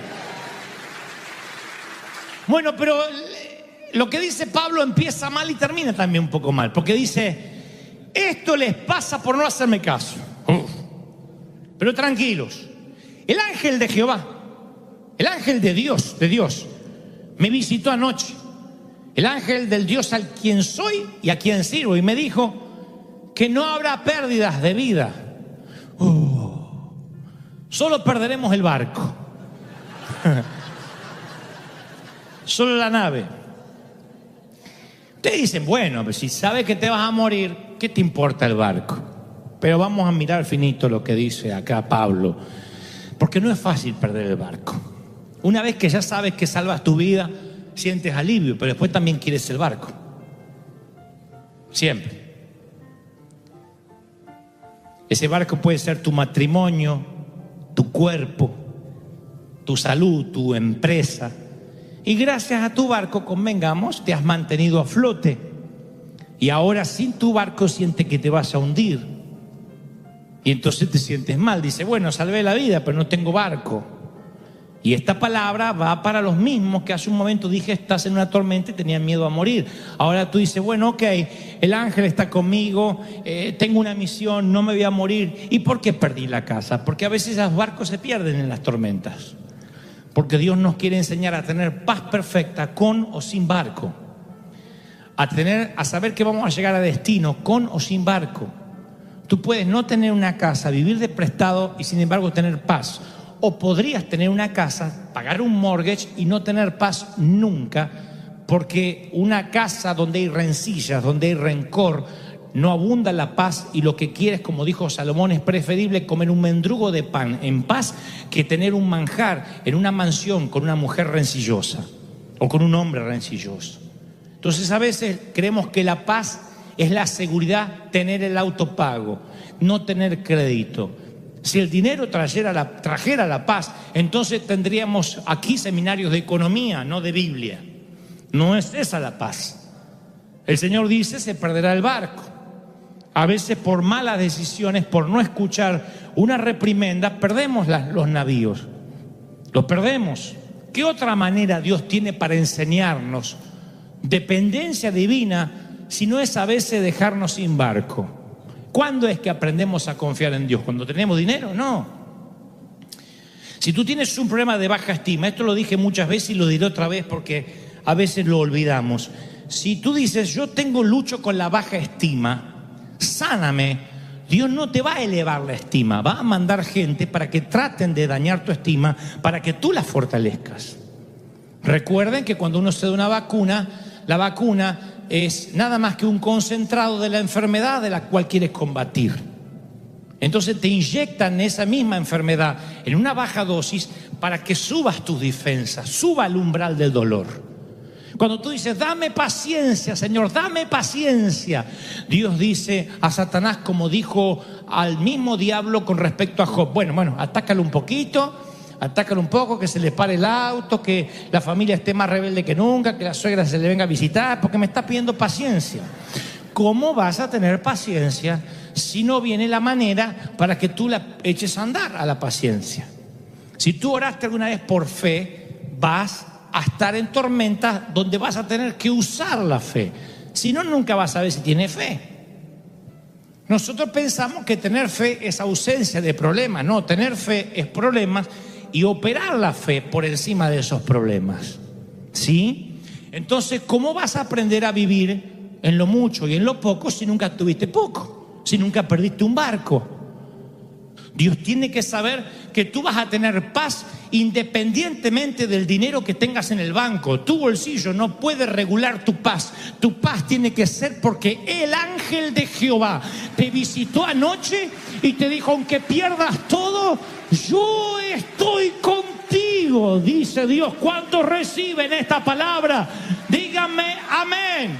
¡Aleluya! ¿La están recibiendo, sí o no? Yo estoy contigo, dice Dios. Esa es la paz perfecta. El Dios de quien tú eres, ¿tú crees que eres del Señor? ¿Cómo te vas a ahogar entonces? Noah Drew tenía 2 años cuando descubrió que no se hundiría para siempre. 2 años. La familia Drew recorría en su auto la corta distancia hasta la piscina del barrio. Iba tan despacito la mamá, manejando tan lento el automóvil, que los seguros automáticos de las puertas no se cerraron. Y Noah, que iba con su traje de baño en el asiento trasero, 2 años, abrió la puerta y se cayó. Y ella sintió en el auto como que las ruedas pasaron un badén, como si hubiese pasado un reductor de velocidad, pero eran las piernas del niño. Así que paró, saltó del auto y encontró a Noah en el pavimento.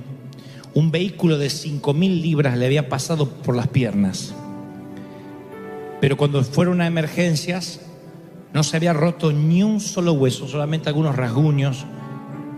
Y le decían a la mamá, ¿de verdad el auto le pasó por arriba? Y esa noche, cuando ya estaban en casa, con algunas heridas menores, el niño dijo, mamá, Jesús me atrapó.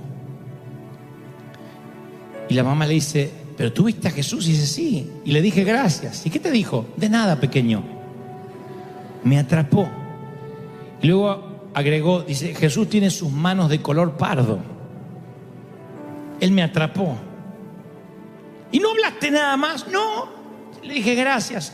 Y me dijo, de nada. Y me dejó allí. Cuando los temporales del nordeste azotan, cuando soplan vientos contrarios, cuando sientes que estás perdiendo tu barco, el mismo Jesús que le mandó el ángel a Pablo te dice, cuando pases por las aguas, yo estaré contigo. Y escucha esto, Jesús todavía atrapa a sus hijos. Jesús todavía los atrapa con los brazos para que no se hundan, para que los autos no te aplasten, para que nada malo te pueda pasar. Jesús sigue atrapando a sus hijos. Si lo hizo con Noah de 2 años y lo hizo con Pablo hace miles de años, ¿cómo no lo va a hacer contigo? Aunque pases por las aguas, yo estaré contigo, dice Dios. Los marineros describen una tempestad de la cual ningún navegante puede navegar. La llaman una tormenta perfecta. No porque sea perfecta en el sentido de ideal, sino porque es perfecta en la combinación de factores. Entonces, todos los elementos, vientos huracanados, frente frío, lluvia torrencial, se unen y crean un desastre invencible, inexpugnable, cuando varios factores se combinan. Y esta palabra va para los que se han hecho esta pregunta durante los últimos meses, que dicen: yo no sé qué peor cosa me podría pasar, ya estoy curtido del dolor, harto de sufrir, no tenemos descanso a nuestro alma, a nuestro corazón, y sentimos que no vamos a poder lidiar con tanta crisis, con tantos embates, con tantas olas furiosas y espumosas que vienen contra nuestra vida. Pablo, el apóstol, tiene una palabra para los que estamos o los que están viviendo esa situación. Dice: y la paz de Dios, se lo dice a la iglesia de Filipo 4:7, y la paz de Dios, que sobrepasa todo entendimiento, cuidará tu corazón y tus pensamientos en Cristo Jesús. Ahora, vamos a ubicarnos en tiempo y espacio. Cuando Pablo escribe este texto, él acababa de salir de una tormenta en el Mediterráneo. Había abordado un barco en Cesarea con destino a Italia. La palabra dice en Hechos que viajaba con él Lucas y también un hermano de Tesalónica llamado Aristarco. Viajaban en un barco que tenía prisioneros, cuyo destino final seguramente era el Coliseo romano. Atracan en Sidón, cambian de embarcación a un barco egipcio que transportaba cereales y salen a navegar a buscar otro puerto. Les cuesta mucho llegar a ese otro puerto. La Biblia narra que los vientos empiezan a soplar sin piedad. Dice el escritor: a duras penas llegamos a un lugar llamado Buenos Puertos, que de bueno no tenía nada, porque dice la palabra que no podían pernoctar ahí. Los barcos, en ese entonces, el barco egipcio que transporta cereales, que trae a Pablo, medían unos 30 metros más o menos, pesaban unas 1000 toneladas, pero no estaban diseñados para navegar bien en las tormentas en los tiempos del Medio Oriente. Esto lo dicen los libros de historia. Hay un libro antiguo que describe los peligros de navegar en ese momento del año y dice: hay una luz natural muy pobre en invierno, noches largas. Vayan imaginándose lo que es estar en una embarcación de esas. Luz natural de día muy pobre, como si hubiera una bruma continua, ¿no es cierto? Además de eso, noches largas, muy largas, que no se terminan más, nubosidad densa, escasa visibilidad, o sea, no ves nada, vientos, lluvia y nieve doblemente fuerte. Y Pablo, que conocía lo que es la travesía invernal, cuando están en Buenos Puertos, le dice a los muchachos de la embarcación, incluyendo a su capitán y contramaestre, o sea, segundo a bordo, le dice: no salgamos, porque vamos a poner en peligro la embarcación, lo que está dentro, nuestras vidas. No está bueno navegar acá. Pero ninguno de los tripulantes quería quedarse a pernoctar en Buenos Puertos, que de bueno no tenía nada. Dijeron: no vamos a quedar acá, vamos a salir igual. El capitán no escuchó a Pablo, hizo caso omiso a las advertencias del apóstol, porque para el capitán Pablo es nada más que era un predicador judío, así que dijo: ¿qué sabe este de navegación? Y dice en Hechos 27:1: así que levaron anclas y zarparon hacia otro puerto.